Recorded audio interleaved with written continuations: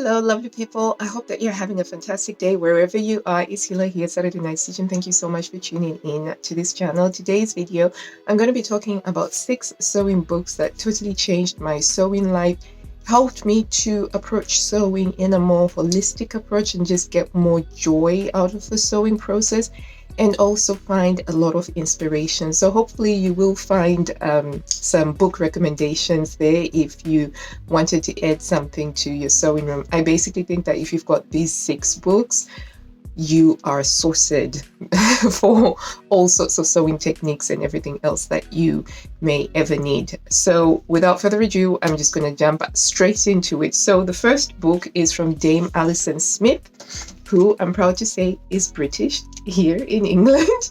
And she's just done a lot of stuff within the sewing world. She's got some courses on Craftsy and on Blueprint, and I bought several of her courses before I decided to buy this book. And basically, it's a sewing technique book which covers technique by technique. And you have an index, right, where you can find specific techniques and know which page to go for them. So for instance, mending tears is on page 301, and you can go to it. And what I love about this book is that it's fully illustrated with pictures, step-by-step guides. So this was so useful for me, particularly when I started out with sewing and I needed something on hand, and I was really focused on doing concentrated sewing, whereby I didn't want to have my phone as a distraction nearby, and I was just focusing. And this was particularly when the children were much younger, especially the bottom 4. I had 3 kids. I had 4 kids in 3 years. So there was a point where it was very busy, and the only sewing that I could do had to be hyper concentrated using the Pomodoro technique. And I found this to be very useful, and a lot of techniques, and I still sort of do use this, particularly when it comes to things like, say, with the speed tailoring, and I just want to remind myself very quickly, oh, these are the bits that I reinforce, without having to, find a YouTube video or to go onto Craftsy and try and remember where to find it. So I highly recommend this, particularly for the index. It's a very, very useful book to have, and it's been well used. It's survived the several culls that I've had where I've gone through decluttering phases. So that's book number 1. Book number 2 is a vintage book. Now, I am a huge fan of vintage sewing patterns, vintage magazines, as well as vintage sewing technique books, because we need to respect our elders who learned to sew without Google, without all of that stuff, and they were using books like this. So these books tend to be so full of wisdom in how to create clothes and how to sew, and the reliance on hand sewing, because I'm a huge fan of hand sewing as well. And yeah, so I've got this one, the Reader's Digest Complete Guide to Sewing. So I love the feel of vintage books as well. I feel like they've got so much more character as well, but that's just me. And I like this one. So unlike the Alison Smith book, this one doesn't have photographic illustrations. It actually has drawn illustrations, but they are still very, very good. So it goes through the whole gamut. It takes you from right beginner, what is a sewing pattern? What do you do with a sewing pattern? And back in the day, they used to do this thing where they would scale up a pattern and using grid paper and things like that. And there's tutorials for how to do that, explanations on sewing machine tensioning, really, really great stuff. And of course, you also get some of those traditional sewing techniques as well included, how to do pleats, wealth of information, very, very beneficial. And it can also act as a coffee table book, something that you can just pick and browse through and learn something very, very useful. And it's got some projects that you can attempt yourself, now saying here. So this is pre-PDF patterns. You would get something like this that you would then just scale up on graph paper, which I think mad respect to seamstresses who were sewing like this. I did forget to mention that Alison Smith's The Sewing Book also covers upholstery, curtains, cushions, that sort of things. And it's also got some sample projects that you can have a go at making in the back. I've never tried any of the sample projects, but there we go. So that's that one. Another vintage book as well, and this one also includes fashion. So whilst these ones are more technique, like really technique, looking at, pattern matching, grading, and things like that, this one also covers fashion as well, and it's the Vogue sewing book. And this is such a fascinating read, absolutely fascinating, because it's got a section. So it has a section which covers the sizes of the time. Of course, sizing has changed dramatically because people's body shapes have changed, particularly in the Western developed world. And then it goes through how to adjust your patterns. That is still very, very relevant stuff.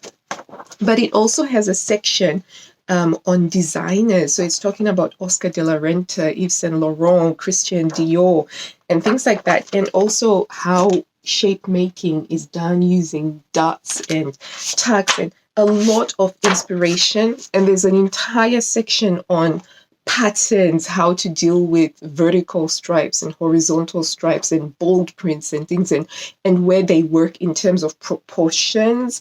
Really, really great stuff. And if you're into the kibi stuff, where you're talking about, size of prints and patterns and how they fit in with garments, there's actually a lot of information that is applicable in here, because it talks about big checks versus small checks and the best way to align the checks. So very, very wonderful. And this was written at a time when Vogue was really big with getting designers to make sewing patterns for them. So, if you look at the vintage patterns, you can get an Oscar de la Renta or a Pierre Cardini and what have you, and it's all in here. This is a wonderful, again, it's also a great coffee table book, and I have found many a winter night it's been my reading companion on my bedside table because it's just incredibly fascinating.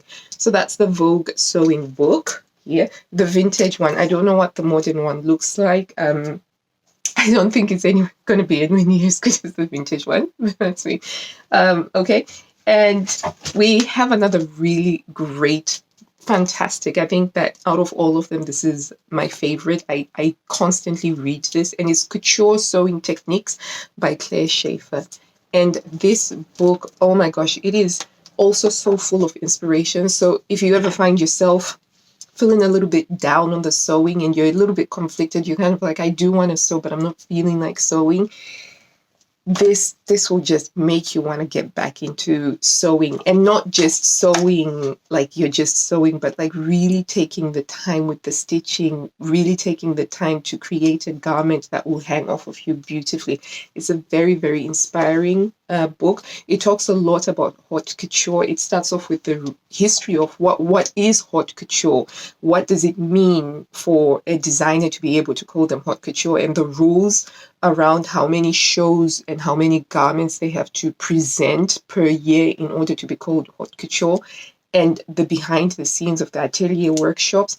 And then she goes into the techniques themselves. So it's a bit low on pictures of techniques. There's like some illustrations that look hand-drawn, and there's a lot more verbiage. So there's a lot of words that I use to describe, but still incredibly useful, and a lot of wonderful, inspiring pictures of garments that have been made by hand. And when you look at some of the garments, I do apologize. English is not my first language. I only started learning to speak English at school when I was 7. So I sometimes do get a bit lost. But there's some garments that are just really, really gorgeous and inspiring. And it spends a huge amount of time talking about how they make garments stay on the body, particularly in haute couture. If you've ever seen those videos and you think, oh my gosh, how do they even get that dress to stay on? It goes into a lot of detail, and there's like pictures of some intricate garments and the interiors and showing you how they work. So this is such a fantastic book. Highly, highly recommended. It really inspired me to really get my hands sewing up there and to really take the time to finish my clothes very nicely, as well as learning how to do buttons. A very inspiring really, if you get one book out of all of these, I would definitely say get the Couture Sewing book. It is just a wonderful, inspiring, um, and really wonderful that she's sharing all of this, knowledge in a book. So that's that one over there. And then we have another great one which focuses on sewing techniques if you want to speed up your sewing without sacrificing quality, because it's all well and good going for instant gratification sewing, but I do think that it is important to maintain the quality of the garment, because there's nothing more frustrating than wearing something that you haven't put in the final touches that you should have. And so I've had to learn that the very hard way. But I still needed to be able to sew things with speed, because when the kids were younger, I just really desperately wanted to make these creations and build up my wardrobe. I'm not so much like that now, because I have built up a wardrobe of really lovely garments that I absolutely love wearing, and I can wear them year on year, like this Avid Seamstress sundress. So I'm not quite, so I'm not at that stage anymore. But this has some very useful sewing techniques for sewing quickly but still maintaining quality. And it's Sewing Secrets from the Fashion Industry. And it's got methods to help you sew like pros. So it includes things like reducing your seam allowances. So I implemented a lot of the things that I learned from here: the order of construction, the most efficient order of construction, how to do the sleeves, how to fit in the sleeves, how to do the vents, how to fully line. It covers everything, and it takes you step by step how industry professionals would sew up a skirt, how they would sew up a vest, how they would sew up a shirt, and how to do like perfectly crisp collars. Speaking of collars, I have a collar here, and look at that. Isn't that?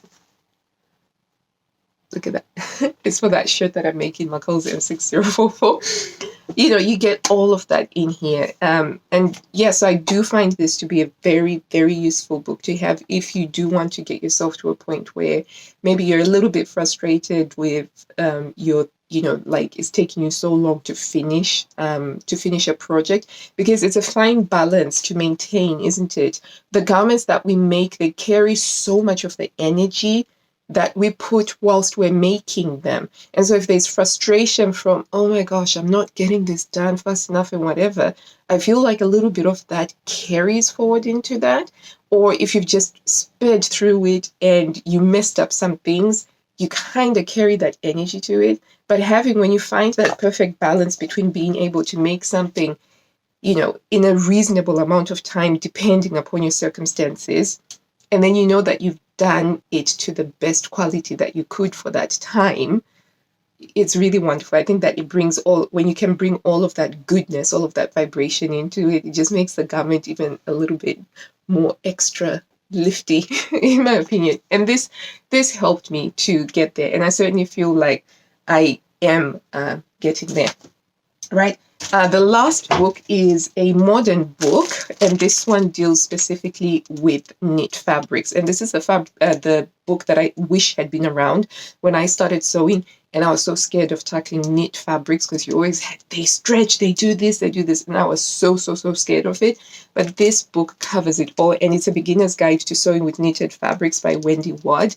It's got several patterns that come with it, so it's got a pattern page there, and I've made several things from it as well, and they're very useful sort of capsule. You could create an entire capsule wardrobe out of everything that you can make in this book, and it basically holds your hand, takes you from the beginner basics, what sort of tools you need in order to sew with knits, and it explains the different types of knit stretches and the different types of knit fabrics and what you need to consider for them. So a really, really great book to have, particularly if you want to improve sewing with knitted fabrics and you just want to get away from that fear of sewing with knitted fabrics. This is fantastic. Plus also some really great sewing patterns. I've sewn about 4 of the different patterns from there. And I'm going to be sewing one of the Winners tank. I'm going to be doing that again at some point later on in the season.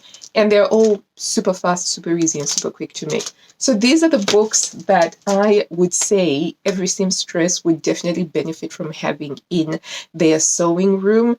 Some of them are vintage. They're worth finding out and ferreting out, because there is a lot of sewing wisdom that was shared out there in those books, and it's wonderful to be able to absorb that.